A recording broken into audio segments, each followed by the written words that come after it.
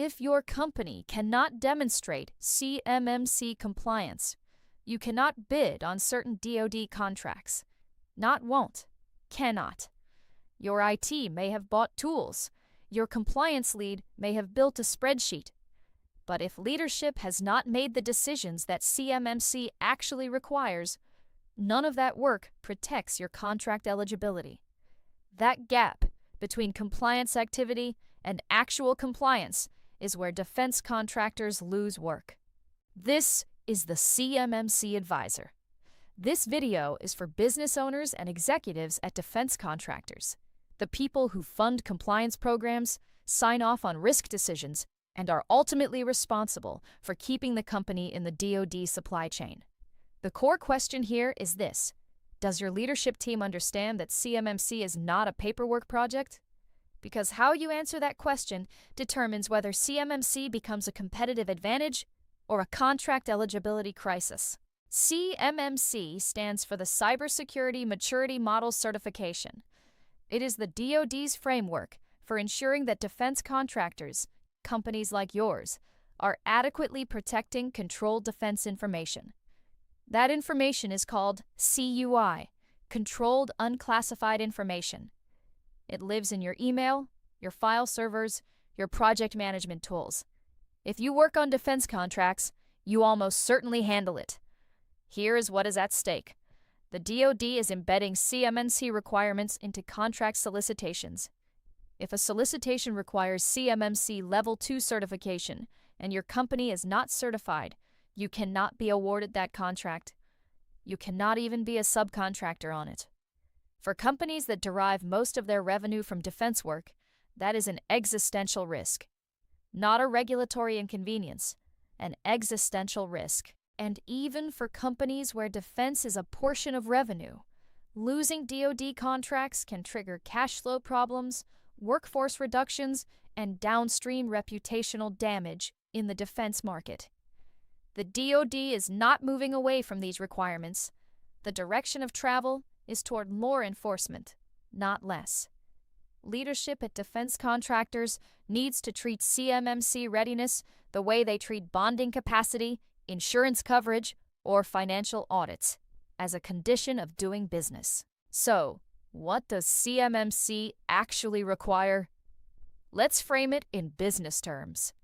CMMC Level 2, which applies to most defense contractors handling controlled information, is built on a set of cybersecurity practices derived from NIST Special Publication 800-171. NIST 800-171 is a federal standard for protecting controlled information in non-federal systems. Think of it as the baseline rulebook. To achieve CMMC Level 2 certification, your organization must demonstrate to a certified third-party assessor that your security practices actually meet those requirements.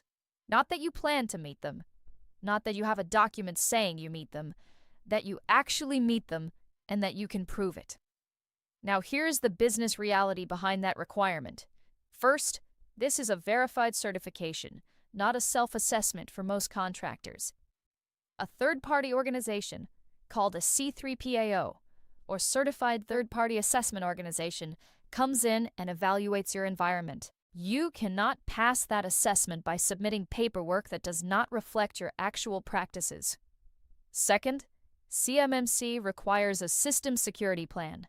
That is a document, called an SSP, that describes exactly how your organization implements each required security control. An assessor will use your SSP as the roadmap for what to test. If the SSP does not match reality, that is a problem. Third, any gaps between where you are and where you need to be must be tracked in a plan of action and milestones, a POA&M. That document shows what you have not yet fixed and when you plan to fix it. Assessors review POA&Ms. They are not a place to hide problems indefinitely. Fourth, and this is the point most executive teams miss, CMMC is not a one-time event. Certification must be maintained. Your environment changes. People change. Systems change. If your security posture drifts after certification, you are exposed. From a business owner's perspective, CMMC readiness requires capital allocation, executive decisions about which systems are in scope, and ongoing operational discipline. It is not something that happens below you. It requires you.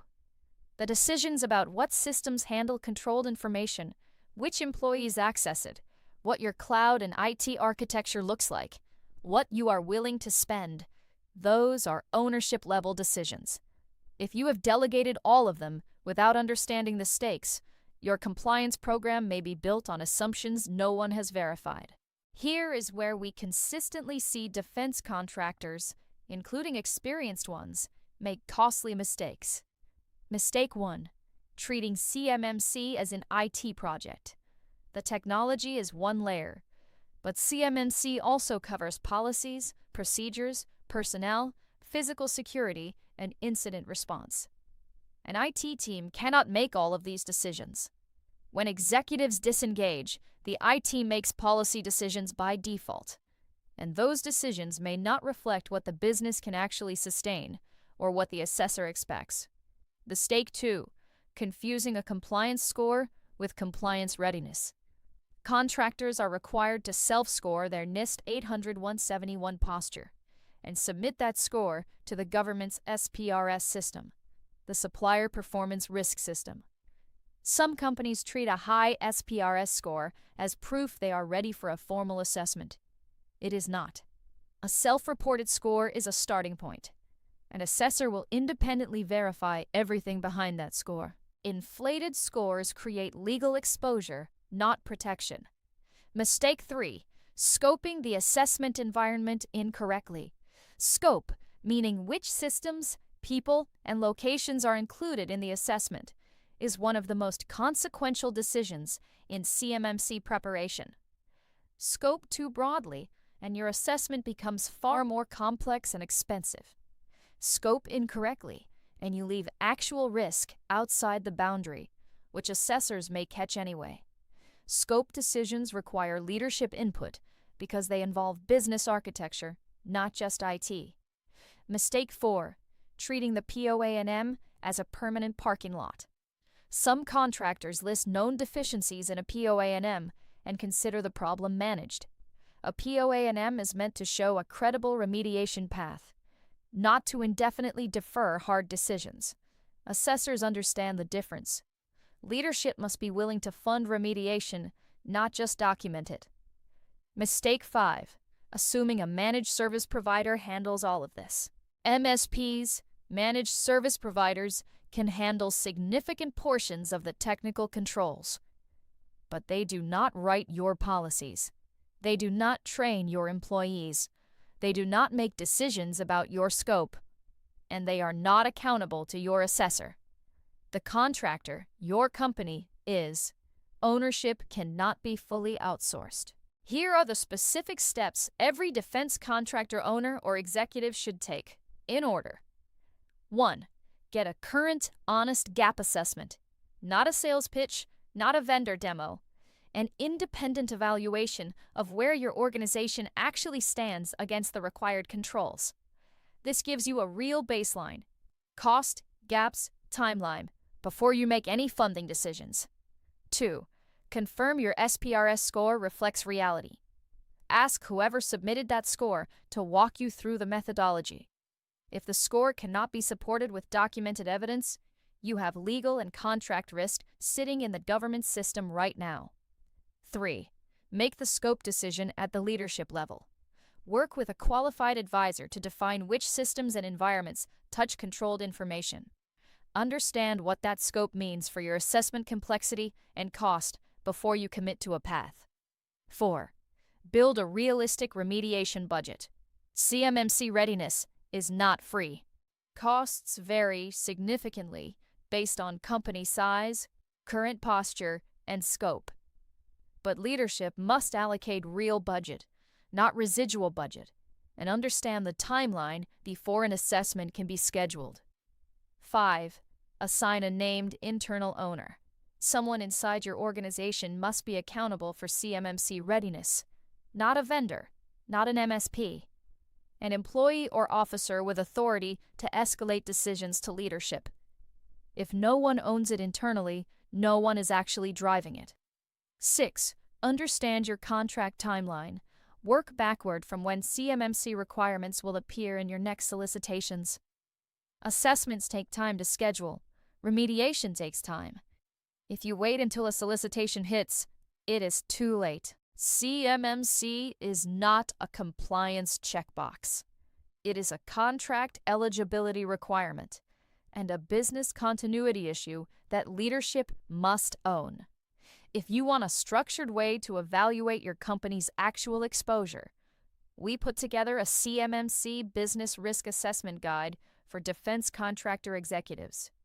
It walks through the questions every owner should be able to answer before any money is spent or any assessment is scheduled. Drop risk in the comments and we'll send it your way. The link is also in the description. Either way works. Risk in the comments. One reminder, CMMC requirements continue to evolve.